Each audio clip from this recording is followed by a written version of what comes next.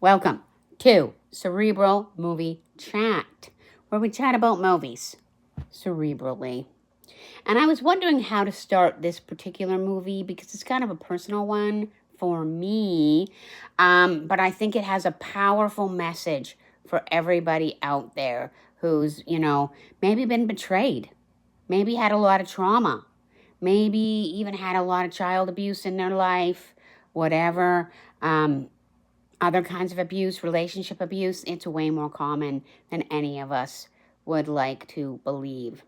But first, you might notice a little bit of a different place here. I've got my new ducky blanket.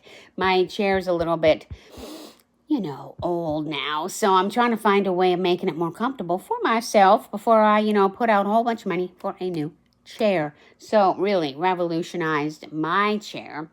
So you can see I've changed it around a little bit. And just in the back, you might be able to see that's Bobby and Angel Cake. Actually, Angel Cake is a wonderful My Little Pony Applejack, which is my favorite My Little Pony. But they just happen to be here to watch. So, again, this is Applejack. I'm wearing my Applejack shirt.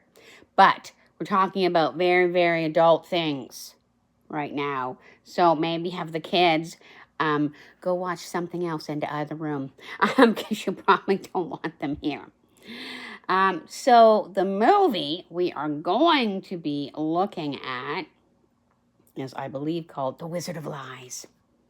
Not The Wizard of Oz, The Wizard of Lies. And I think that that's a really very good title. We're going to talk about the Bernie Maddoff scandal.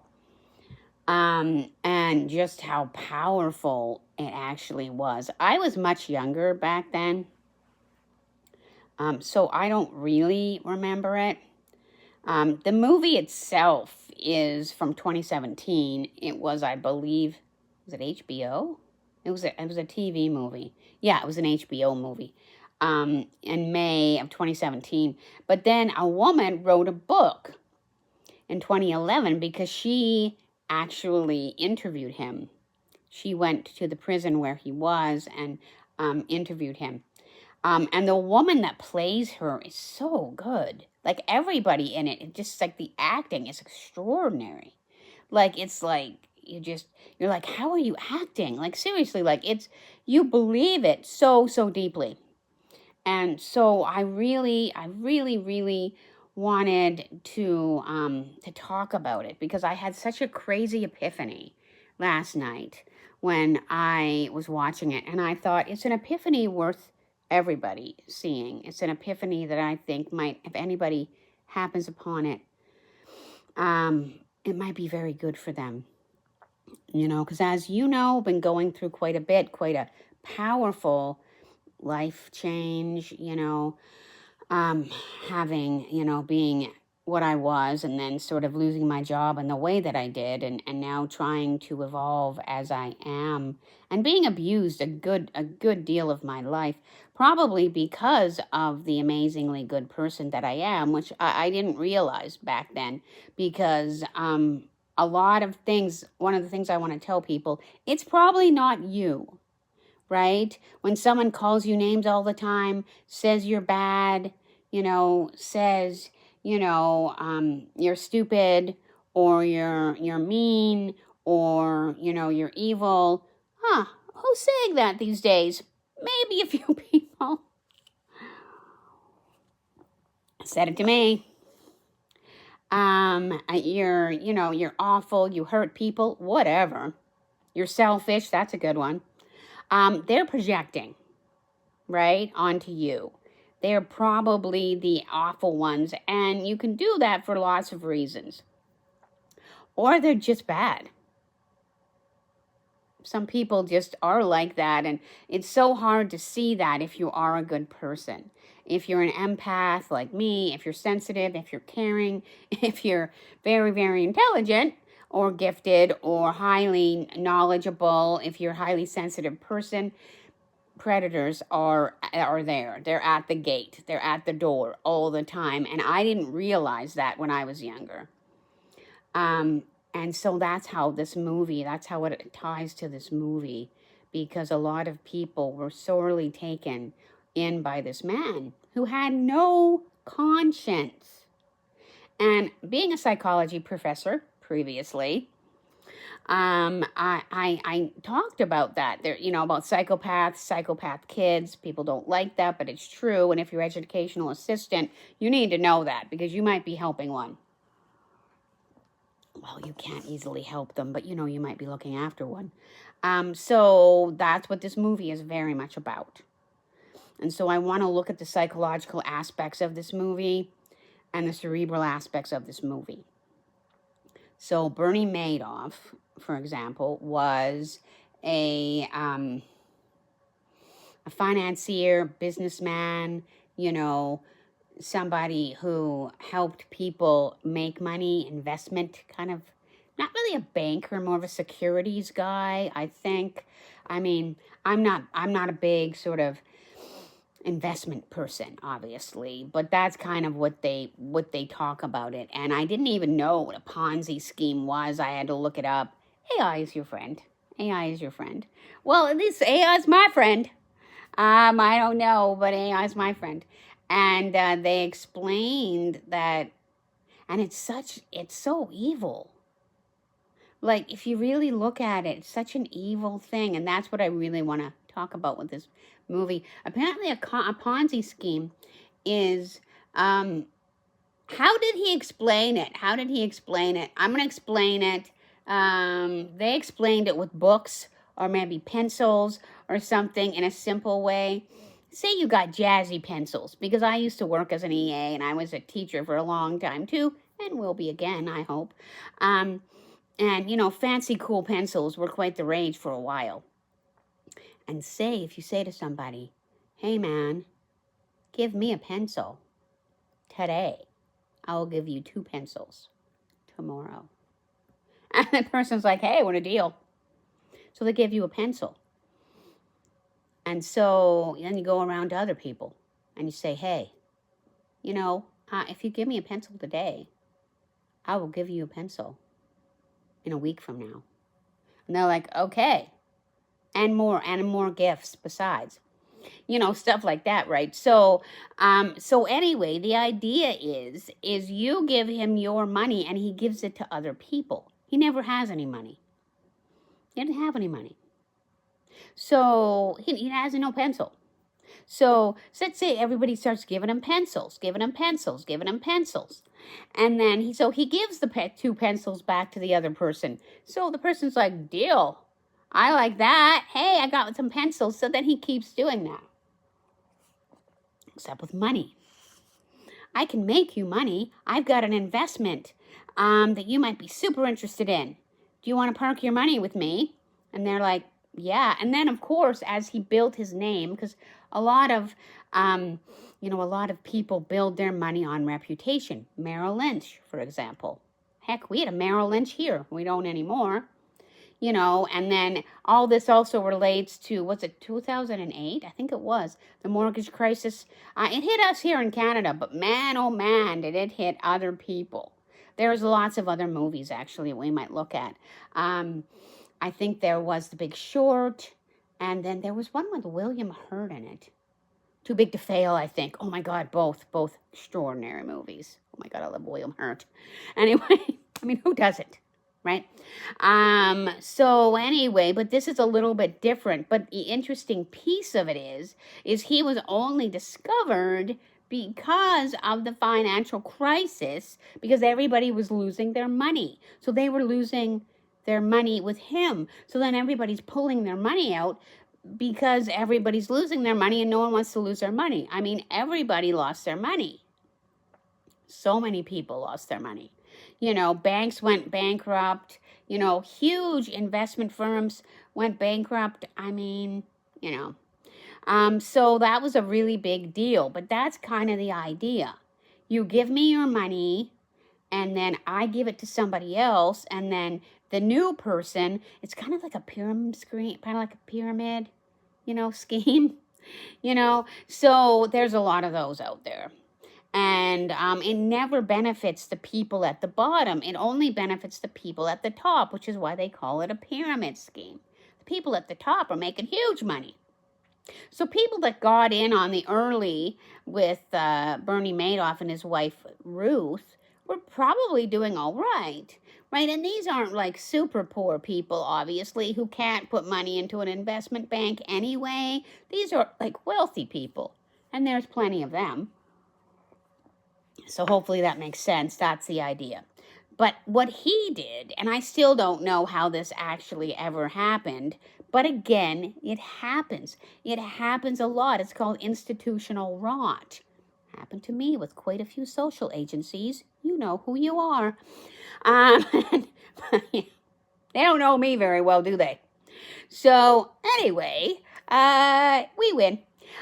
So, that's kind of what happened. So the movie starts, just want to set the scene, me, I like setting scenes, where he's actually discovered. So he's been an investment banker for 20 years maybe, at this point, and he starts being discovered because they don't have the money. That's what happens with the Ponzi scheme. He never had any money. He doesn't have any money now. And for some weird reason, he thought, now I don't believe this, but maybe some people do, because they questioned him about why he did it and why he did it for so long, because he did it for like 20 years, that he thought he'd be able to catch up, that he really did think that he'd be able to pay everybody back in the beginning. He was just, as we used to call it back in the 70s, Gen X, we rule all, robbing Peter to pay Paul. I don't know if you've heard it, but when I was little, I heard that all the time in the 70s. So, you'll use this credit card to pay that credit card, and it all works for a little while until you run out of credit cards. So he was doing that. He was, giving money, putting out fires, but then he stopped being able to do that because he stopped having a steady influx of money to pay people with. And so he didn't have money to literally pay them because there's no money. So in the beginning of the movie, or close to the beginning of the movie, he goes to his very fancy New York penthouse apartment, because I believe it's obviously New York financial scene, New York money. And he says to his sons, this is happening, this is going to happen, there isn't any more money. And his sons apparently never knew. So again, spoiler ahead. His sons never knew. Now, some people, they didn't believe it. They thought there's no way they couldn't have known. But apparently, he really was just that good at hiding it. His wife never knew either. Now, how he made them never know is every time they tried to ask him, he would just attack them. Like, not physically, but he would, scream and yell, and they had not been really well raised, He hadn't been that. I don't think he was physically abusive, but he was very emotionally abusive. And, so, and it was back in the day when men behaved a little bit different than they do now, right? I think. So it was maybe the 70s and 80s, maybe 90s even. So, yeah, it was a very, very different time. So they just all believed him. His wife very much was a society wife, so she didn't really do anything. Really, you didn't, You had parties with him. You went with him everywhere he went. Maybe you helped him with the business for a little while until they but you were a society wife, so you didn't need to work, right? So she didn't know how to do anything. Right? Because she didn't need to know. She kept their houses. They had multiple houses. They would go on vacations all the time. You know what I mean? She had society friends. We know what that all means. So she shopped. She was on maybe boards of things. That's what she did. So they don't understand why there's no money. It's heartbreaking, but I think it's worth watching for everybody, because don't worry, I'm going to get to my point. You know me, this is a bit of a longer one. Okay, so let me get to the point early for the people that can't actually be in here longer. Okay, the point I'm making is there are bad people. There are bad people, and they are bad. So what I mean by that is there's no complex story. There's no complex story. They're just bad, and they stole from you, and they're happy to do it. And so that was the big thing that was such an epiphany for me, that the people that hurt me, they just wanted to hurt me. They just got what they wanted. I've had, relationships like you would not believe, or maybe you would. They just wanted to steal from me. And they got away with it because I was sweet or kind, or they manipulated me, or they brainwashed me, or whatever. And that's what happens to so many people. So that's what this video is really about. Please be careful. Please don't believe every single person. Please know it's not you most of the time, unless it is. But then you'll probably be on the other place, right? Because really genuinely good people don't destroy people ever. So that's how you know it's not you. Because I know I didn't do all those things that people said that I do. I lost jobs because people said that to me. And it's not, like, it's probably just as well, right? Because I believe in God, but God is with me. The battle is the Lord's, and this huge thing I've been going through. And I'm proud to say it. Jesus is with me, but they will say it anyway, like seriously. So please don't believe it. So anyway, I just wanted to tell the people who had to leave early, because this is going to be a bit of a longer one. So that's the way he was. And that's the way he was with his family. And that's the way he was with the woman that wrote the book, I believe also called Wizard of Lies. And it's such a good movie.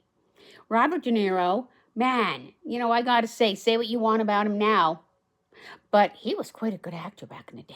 Holy no. So he was amazing. And Michelle Pfeiffer, she just disappears in the role, because if you've ever seen her in other movies, I didn't even recognize her. And I grew up with her. I grew up watching her shows. Their acting is incredible. And the two boys that play their sons, just amazing how they did that. The horror and the distress and the brutal realizations, and how Bernie is just so cruel to them.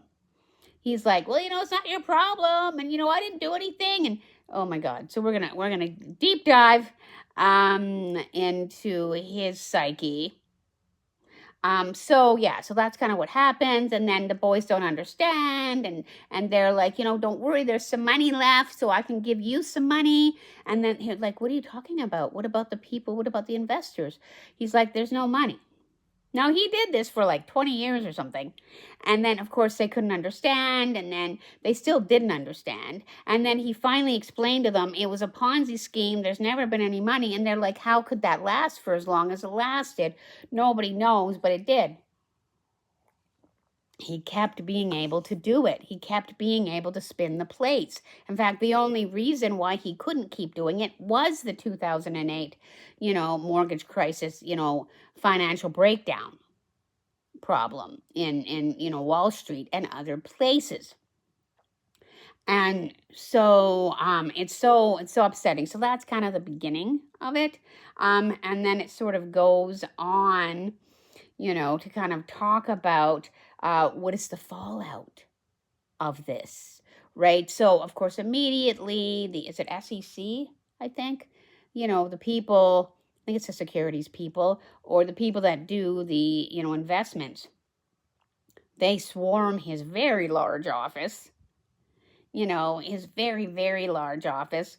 And, of course, start looking at all the stuff, start looking at all his paperwork. And he had other people that were helping him. Hank Azaria, who I also love, he played it really straight.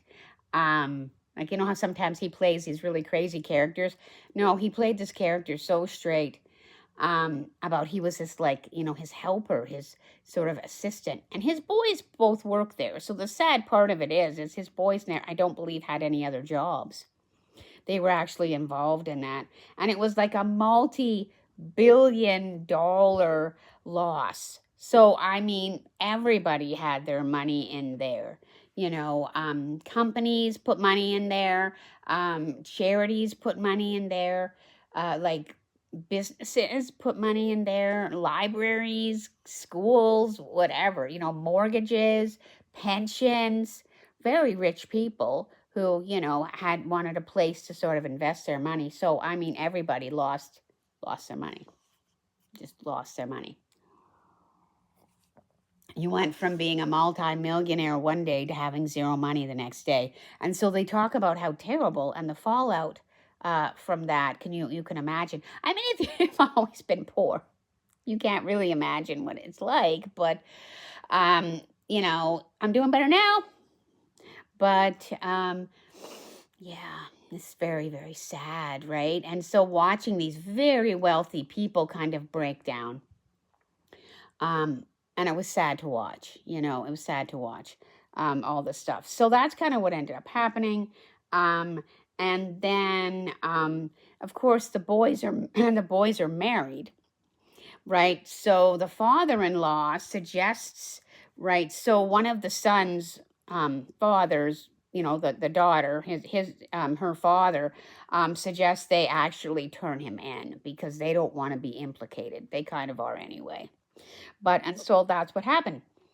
And then, you know, it's kind of, then they realize that it must have been a fraudulent company, because the gains never went up and down. Like if you have a real, you know, a real agency, it actually, your money goes up and down depending on the market, the volatility, the bear market, the bull market. Tell me if I'm wrong about that, but I think I might be right. But it never went down. And so he just kept giving money, and he just kept attracting new people because it was very exclusive, and that was one of the things he did. So man, did he scam people. It is like a textbook, a master class in how to scam people. People were begging him to give money to him. Like it's in the movie too. And you know, he was very well thought of, you know, very well thought of, very cared about. I could mention other people, but I don't want to upset people who were very much like that too, and then turned out to be absolute monsters. Yeah. So like that. So many people, you know, and you're just so dumbfounded. You can't believe it. And so people couldn't believe it. So, you know, that's kind of what's happening. And then sort of they go on. I don't want to make this too long. And then what happens is, of course, people are trying to get their money back. Of course, they can't get their money back. And it's this big chaos and panic, you know, and then they seize his assets and his wife, who I do kind of feel a little bad for. I feel bad for her. She doesn't know what to do. She's never been poor, really. She doesn't know how to live. She has no money of her own because she's never really worked. So, and they take everything. So what she ends up having to do is go and live with her sister, I believe in Florida, who lets her live with her. In this rather more modest, they have more of a modest life. And so she does, right? Because they sell the penthouses, all the houses, everything else, the car, all the multiple cars, and they manage to get back some money. And the poor boys are just heartbroken because now, I mean, the media is hounding them, thinking, how could you possibly not know that your father had this Ponzi scheme for like 20, 30 years, whatever. But they didn't know, apparently. So, you know, that's kind of the thing. And he can't see it. And that's the scary part. He never sees it. The people do manage to get some of their money back, not all of it, but some of it. And then there's this sort of side piece where he's in jail. They don't draw out the jail piece. He's in jail, and the woman who eventually, I believe, writes the book is granted interview access to him. And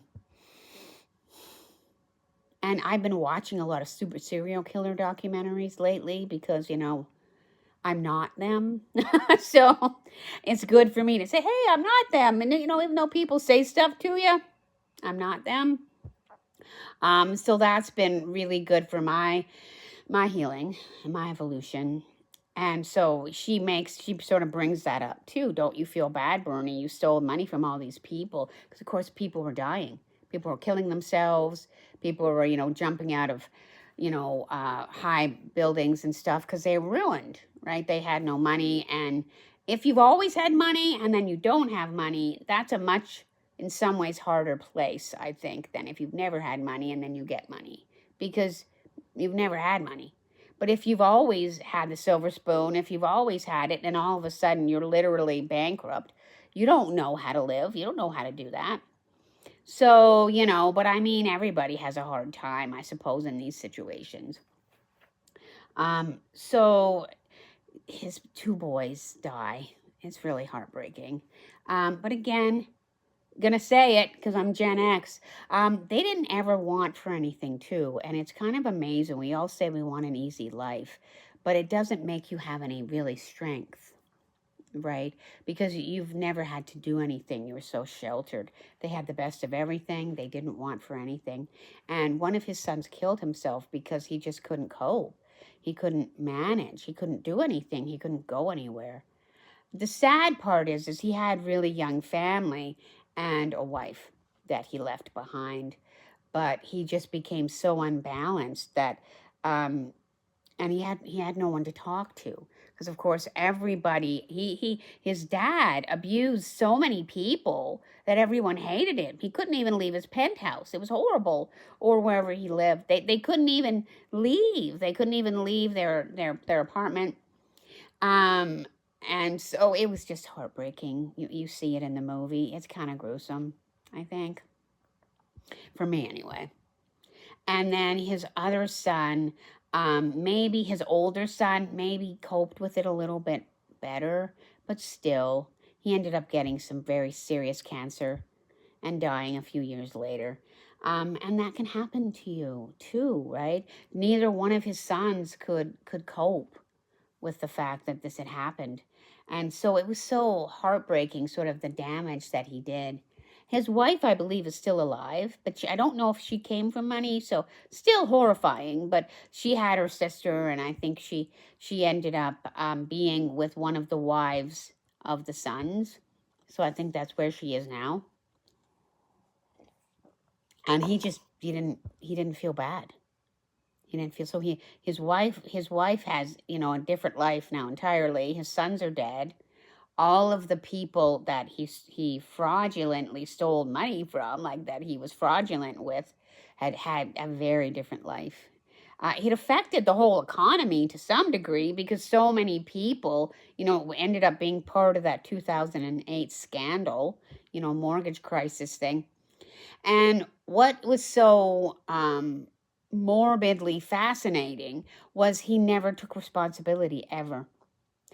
He apparently, said he was guilty. He didn't try and fight it. He knew he was guilty, but he just didn't see there was anything wrong with it. And that's the horror of it. That's the horror of it, is that he's like, well, they knew what they were doing. No, they didn't, Bernie. Well, they begged me to take their money. Yeah, because they thought that you were an up and coming guy. They thought you were a good guy. They thought you would. No one in a million years thought you were going to steal from them. That's why people are able to get away with things for so long. And you know who you are. So, because they're like, no, that person could never do it. And they set it up that way. They know that people would never think that. So this goes on for a while. And then you see him in prison. And the absolute chilling thing that happens, because I'll wrap it up, is a woman, again, is interviewing him, about all the things that happened. And, how he just has no remorse about it.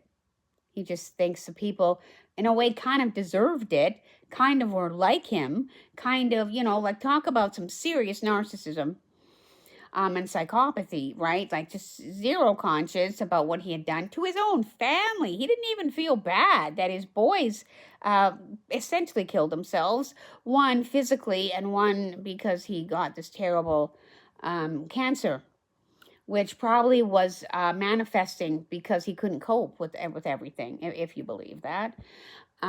It's a big story too, a separate thing. But yeah, you can very easily get very sick if you're dealing with some seriously awful stuff, So that can happen to you. And so she asks him this question, which again, I just want to sort of in a way, protect people if I can, because everything happened to me, like this whole thing. I'm 58 now. That's been pretty much my entire life. And people didn't really care about what they did to me at all. And so I want people to understand that if you're enduring that, they don't care. They're not going to change. Please, be about you. And so he reads this article in the paper or the net magazine, whatever, that compares him to a serial killer. I think it was Ted Bundy. I think that was the serial killer. And he is he is so upset about it. He's so aghast about it. He's so bewildered. Let's just use that word. And there's a scene where he's in the jail with the, the not investigative reporter, but investigative writer, biographer, I guess, of him in a way. And he's like, they're comparing me with serial killers.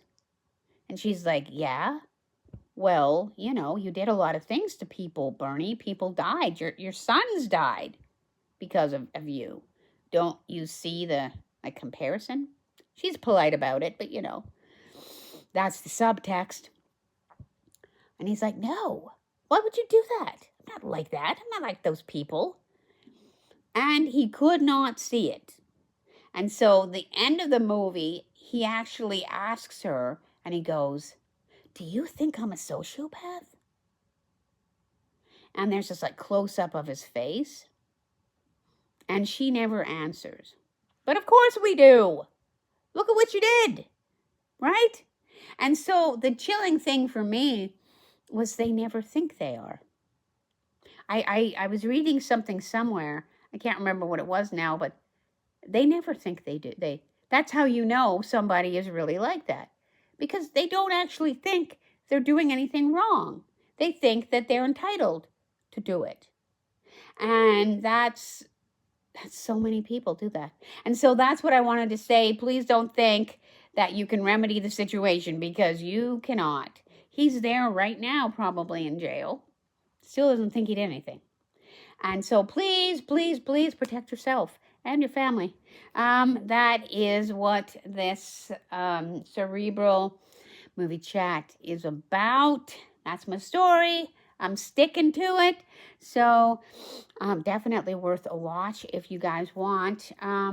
Where did I watch it from? I don't really know. It was on Netflix, so it might still be. I think it was on Netflix, so it might still be there, or I think you can rent it if you want. Very, very useful. I know there are some free documentaries as well about it, but if you don't know the story, man, cautionary tale, if there ever was one. So I just want to say, hope you guys have a good weekend, and I will see you again. Bye, everybody.